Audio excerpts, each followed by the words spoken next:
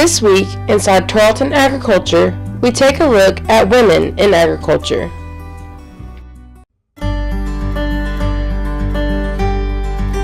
My history in agriculture dates back to when I was about 5 years old. My dad started in the hay baling industry and we got into forage harvesting then, and so we have grown from one forage harvester to now we have 7. We travel all over the state of Texas and up into southwest Kansas, and we cut feed and silage for dairies and feedlots.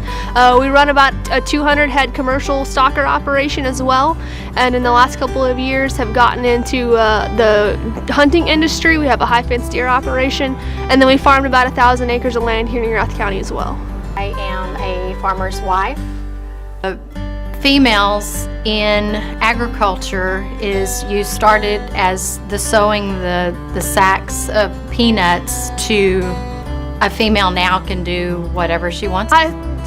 I'm 26 years old, but I've been involved in agriculture for about 20 years, as crazy as that sounds. And in that time, I've honestly seen a little bit of everything from the bookkeeping and accounting and paperwork side of things to I see female truck drivers, I see female combine operators, female milk hands, just a little bit of everything. In every aspect of agriculture, I've seen women involved, and that involvement is definitely growing on their part. So it's really been interesting to see how things have changed in the dairy industry in the last few years, as crazy as that sounds. Of course, we do a lot of silage cutting for dairies across the state, but we do some cutting for some big dairies in southwest Kansas. And they actually have switched, and they really look to hire female milkers. It's something that I haven't seen until the last couple of years. I'm seeing it even in Erath County now, where a lot of dairies are hiring female milkers. They prefer them. They are gentler with the cows. They're easier on the cows, and it's just a more relaxed environment with females in the barn milking.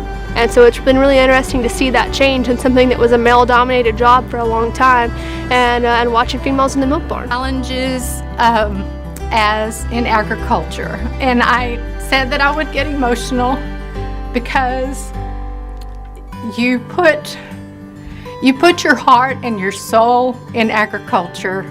I've watched my husband age quite a bit because we went through, when Don and I first got married, farming was great. We had, if the dairy was doing poor, the peanut crops would do good. If the peanut crops were doing poor, the dairy would be. And now it seems like there's so much of a struggle because of the marketing of everything and the assistance from government and all of that. We haven't had a good year in about 10 years. We went through 5 years of a drought, and it pulls you down. You go through, you have crop loans that are in the hundreds of thousands, and then at the end of the year, we don't have the money to pay off those bills. It's hard sometimes to sit in an office setting that I do, and you see people that get a monthly paycheck, and you know what you're going to get, and then you see your husband or whoever work their tails off all the time, and you don't get a check until the end of the year, and you may not get a check at the end of the year. But on the other hand, it's the best thing in the world because it pulls you closer to family. It pulls you closer to the land. He does what he loves to do, and I will support him 110% of whatever he does because of the farming.